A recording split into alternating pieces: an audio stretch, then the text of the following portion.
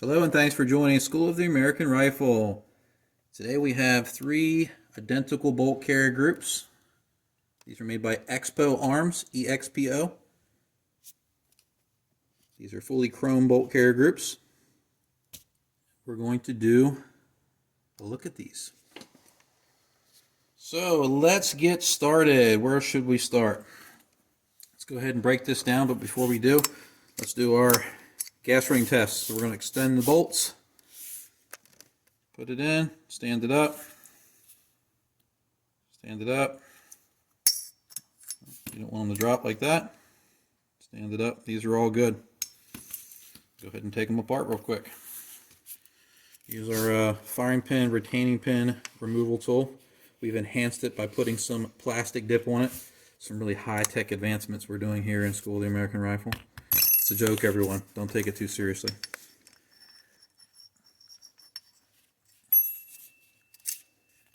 There's one.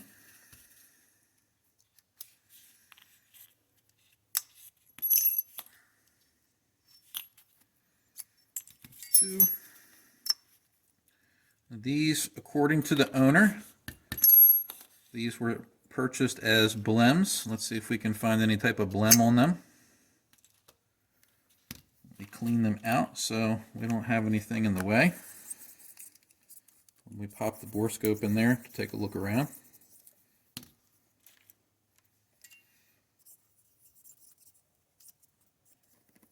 If you've watched our other bolt carrier finish and coating video, you'll know that I have a soft spot for fully chromed bolt carrier groups. Doesn't mean that it's a guarantee that they're going to be right. But we're going to take a peek. They weren't too bad on the inside. Pretty typical from a new bolt carrier group. Now the owner of this, after the video, is going to have me replace the carrier keys with phosphate and chrome line ones, even though these are chromed already, because he wanted Michigan ox installed. And generally speaking, when you remove screws from a previously staked carrier, you're not going to get as much contact when you try to restake. So to make it right, we're going to put new carrier key screws on. He also wants new ejector springs, Springco ejector springs, Springco 5-coil extractor springs. And whenever I replace the ejector, I put in 420 stainless spiral pins for the ejector. I actually have 3, but I didn't grab the third one. They're all right over here.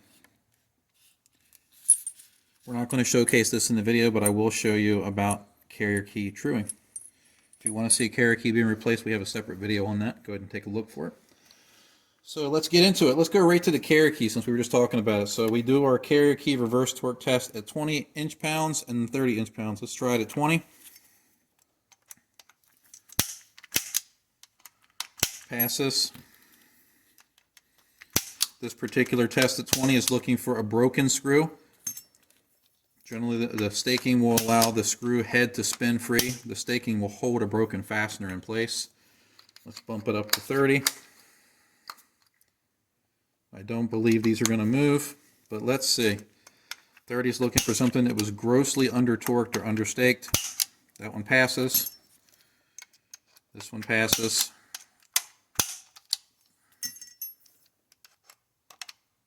And this one passes. I got ahead of myself on that and said I was going to pass even before I did it.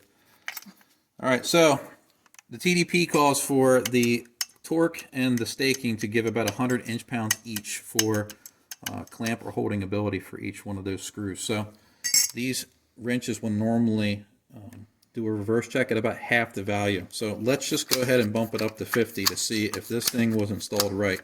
Since we're ripping it apart, we'll go ahead and give it a really good test. I never want to go above 30 because once you get above 30, when you're doing a reverse check like this, it can start to become a destructive test, and we don't want to do that. My test is basically looking for something that was just grossly installed wrong. Not staked right, not torqued right. It's not an absolute for perfection, but it will normally tell you if something is okay to use. This one will become destructive if it's used at this high value. So don't do this if you want to use the screws and the carrier key you have installed. It's passing. They're not moving. So these things had properly staked carrier keys.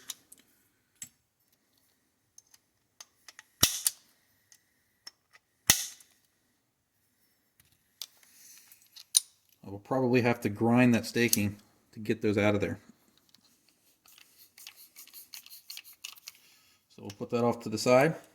Let's go ahead and finish up with the bolt carrier.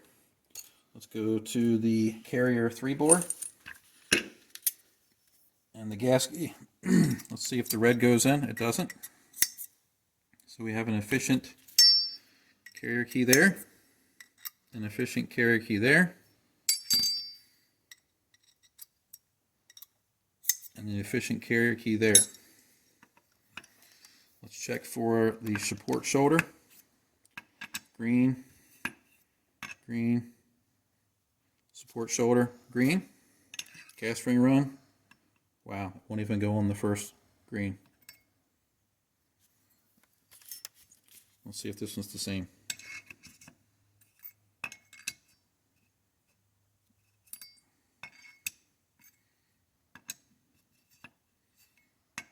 So there's some inconsistency there. This is about 1 to 2 thousandths larger on the 3-bore dimensions. Let's see if it goes to yellow. I didn't check this on the last one.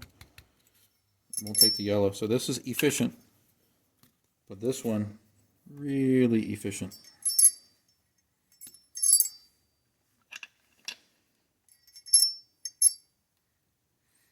Yep, so this one's green, green, green. The gas ring run for the second one is just slightly oversized by about 0.001. Let's go to our last one. Wants to start, but it won't go through, so it don't count. So green for the bolt tail. Green for the support shoulder. Green for the gas ring run. All efficient, but this one's just a little tighter where the gas ring resides. All right, that's good. Let's put our carrier 3-bore checker off to the side. And let's go to, that's our extractor pocket, extractor. Let's do carrier length, and then we'll look inside the carrier.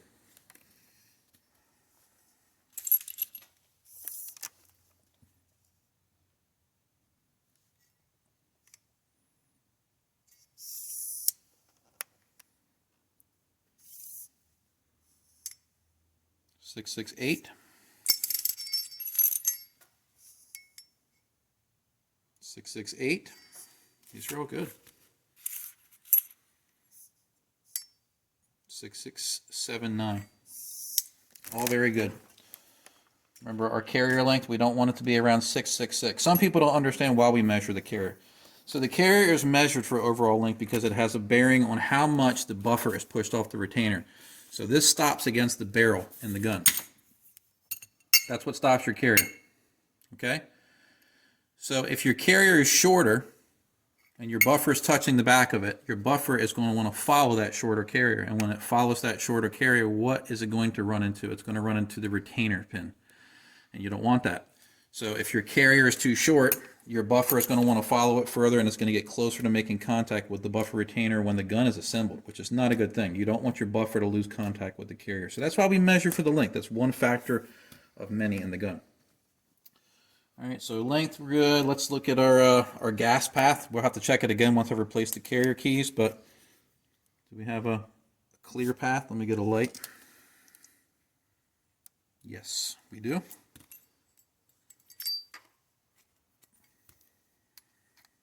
Yes.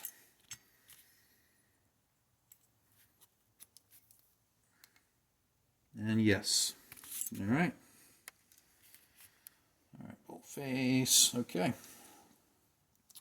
Let's look inside the carriers real quick with the bore scope, and then we'll move to the bolts themselves. So I'm going to take a peek in here with my eyes. Most people want to know why I use the bore scope in videos instead of just shining a light. In classes, this is what I teach. If the naked eye can see machining lines in there, you probably shouldn't trust it, but you really can't show that really good with the camera sometimes. Basically, it should look like a mirror in there when you're shining a light. But we use the bore scope. A lot of things look rough on a bore scope on camera, so don't let that be like the final decision on whether or not you have a good bolt carrier. Let's go in here. I'm going to turn our light off. Get our focus right.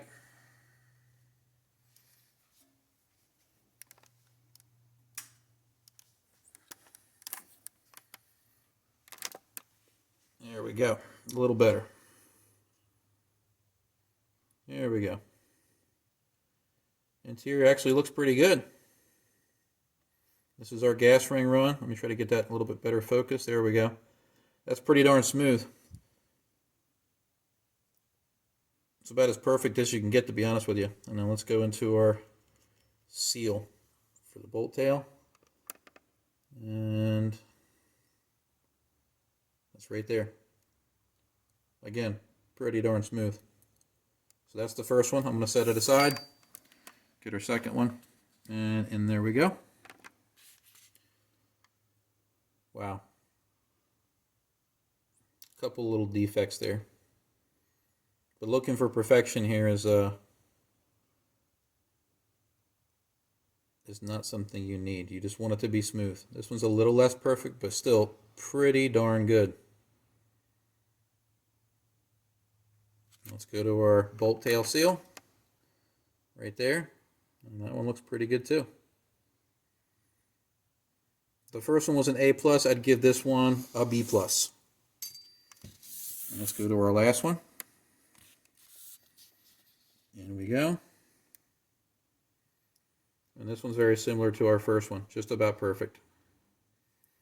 Now we're in our gas ring run. Beautiful. And our bolt tail.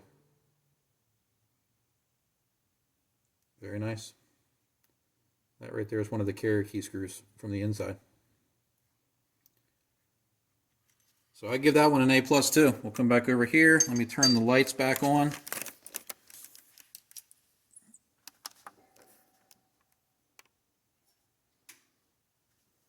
Excellent.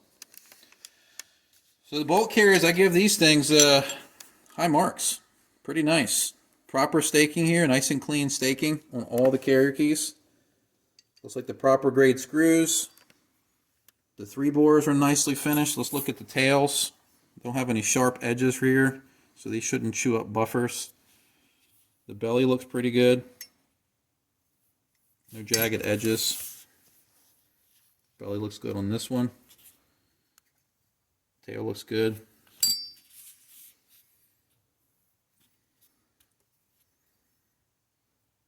Pretty impressed so far.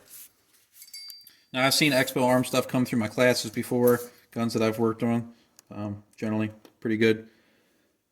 Not an endorsement. Remember, this is an example of 3. But let's keep moving along. So bolt carriers we are done with. Let's get into our bolts. Let's go to the bolt tail. We're going to go with the no-go gauge. It won't even start.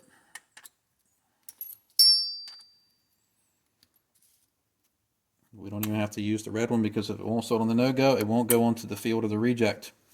Let's do our firing pin hole. I got to punch out our extractors first. Let's see what kind of springs they have in here. The owner wants them replaced anyway, but get them apart. This is your first time watching. Try to avoid using your firing pin to take this apart. You can damage the tip. We don't want to do that.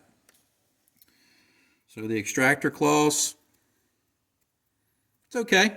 It's not super sharp, but that's typical for a chromed extractor. That's not optimal. They do use the donut, the insert, and a spring, which usually indicates that it's a less quality spring, but we're going to put a spring co on there. With the spring coats, you're not going to use the little insert and the donut. You use one or the other. It's too much tension with a good spring and insert and the donut. So the extractor claw, not that great, not terrible. This one's the same. And this one's the same. Let's go ahead and measure the pocket, something that I don't think that I've shown in videos in the past. And this actually should have a certain diameter for this hole right here.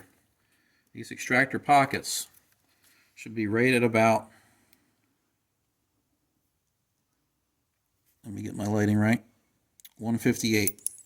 This is the 158 plus gauge. So this thing should pop in and hold the extractor, and we're just on the tight side. So we're right at the margin of having the right size pocket. Same for this one. This one won't even go on. And I've opened this up in videos before. This is the same. And this is where people tend to mess up good springs. What they'll do is when this pocket's undersized, they'll take a good spring like the Spring Co. and they'll try to put it in here, and they literally crush the living crap out of it trying to get it into that pocket. It's supposed to retain it, but you're not supposed to have to damage the spring to get it in there. So if you mash that spring, you can take a good spring and reduce its service life. So you want that hole to be the right size. So I take a tool, a diamond burr, and I open up the hole until I can get a 158 pin gauge to drop into that hole. And then the extractor spring should pop right in with enough effort that you don't have to fight it in, but also it won't fall out. So we're going to open those up after the video is over. But let's check with our extractor gauge. Takes the go side. No go side does not go in. Go. Doesn't take the no go. Go. Doesn't take the no go. It's the go side. No go side. So good. Besides them being a little bit round, not sharp, that's okay. It's a byproduct of the chrome process probably. The pockets are a little bit small, but we're going to fix that. Let me check the ejectors. Ejector spring on that one's pretty nice. Again, we're going to replace these with Spring Co's. All of them have a nice rounded edge on the ejector. What I want to see, if it doesn't have that rounded edge on the ejector, it can actually get stuck into the hole after a lot of operation because it basically beats the edges of the ejector, sort of like a punch, like this. And it'll go into the hole and get stuck. I'll test these off camera after I'm done, but they're all going to pass. All right, firing pin hole. Go side goes in, no go side. Will not even begin. That's good. There's no bevel on that hole. We don't want to see any bevel here. This is a rifle cartridge. We don't want to see any chamfering on that firing pin hole. It'll allow the primer to flow into that void. We don't want that. This is good.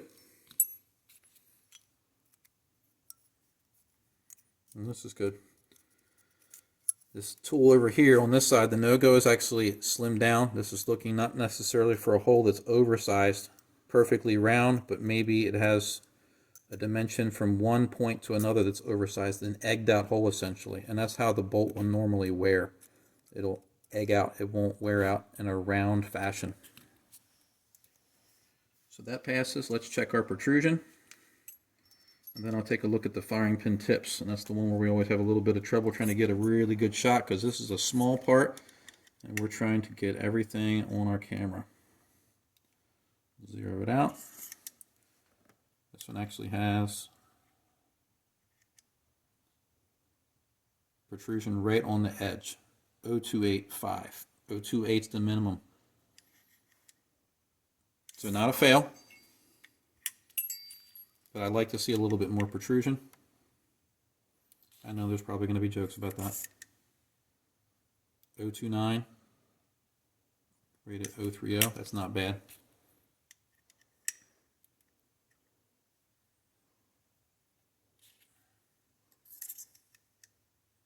This one's 0.30. So all of them have good protrusion. My gasket's coming loose on that.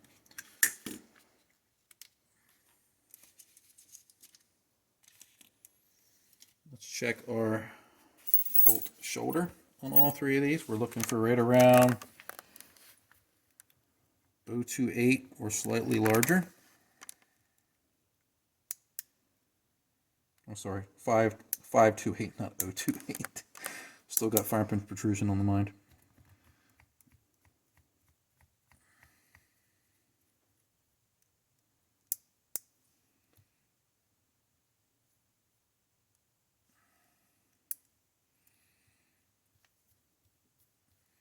We're looking at 0.528.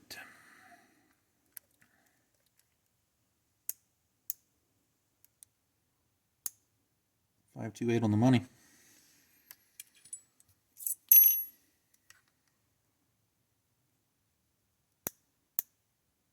528.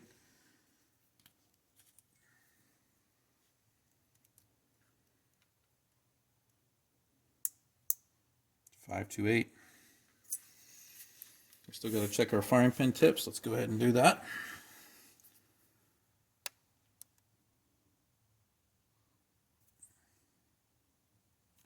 Tip on this one looks good. Let's check our movement in our bolt, make sure it's not binding. We're good. Tip on this one looks good.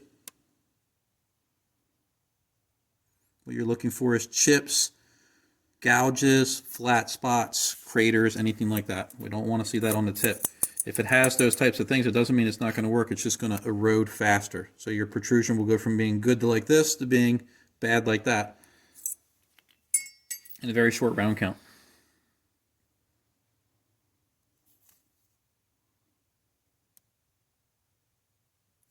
This tip looks good as well. No defects on the bolts. Let's measure the bolt face opening. It drops down onto the gauge, so the bolt face has the right diameter. That's good. That's also good. And that's good as well. Let's check for our cam pin wear or stretch. Our no-go won't even start. Neither will that one.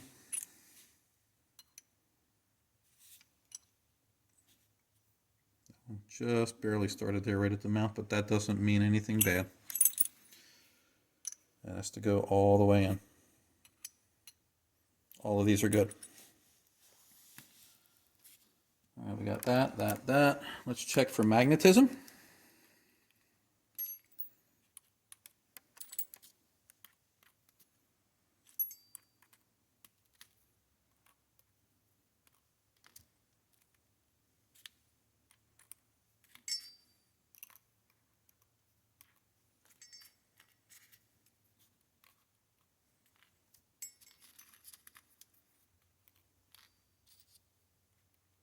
We're good. No magnetism.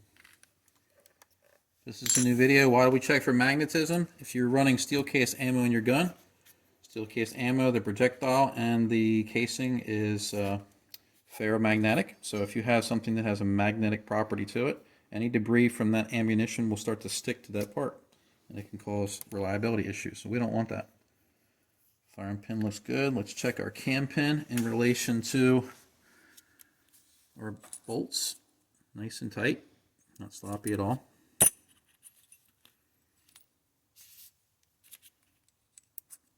Nice and tight. Nice and tight. All right, let's go to Headspace. Let's get brave. Let's go right to our 14646, which is our 5.56 gauge, and see if it rotates. And it does.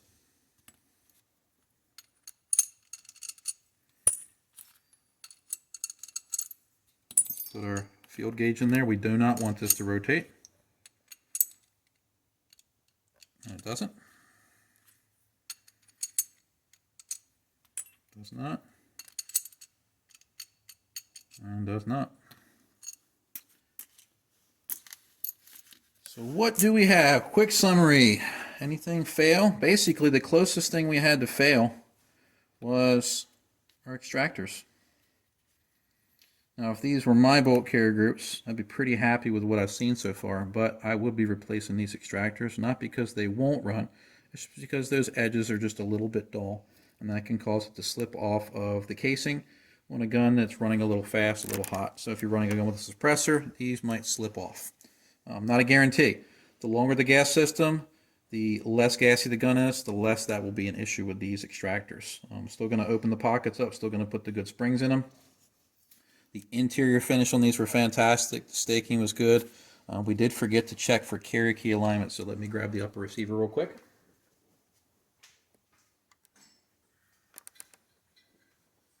And let's see what we get. Carrier key number 3. Pass.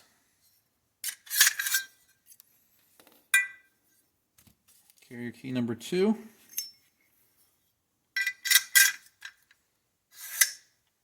This one's a little misaligned.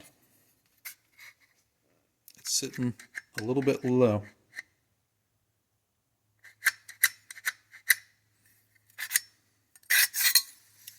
But we're going to replace the key on it, and I'm going to make sure that that's straight on the next one. And this one passes. So we had one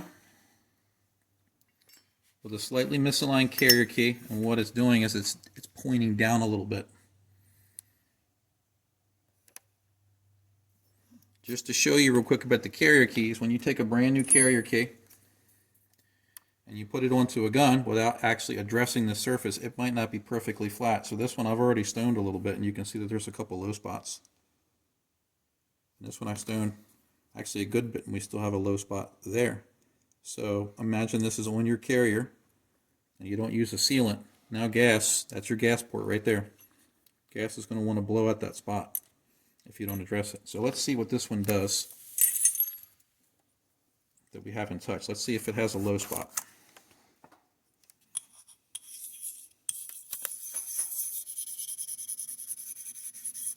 I do true this stone back up so it is flat. Let's see what we got. So this one had a defect there, which would have leaked gas forward. It had a low spot here, so it would have leaked gas off to the side.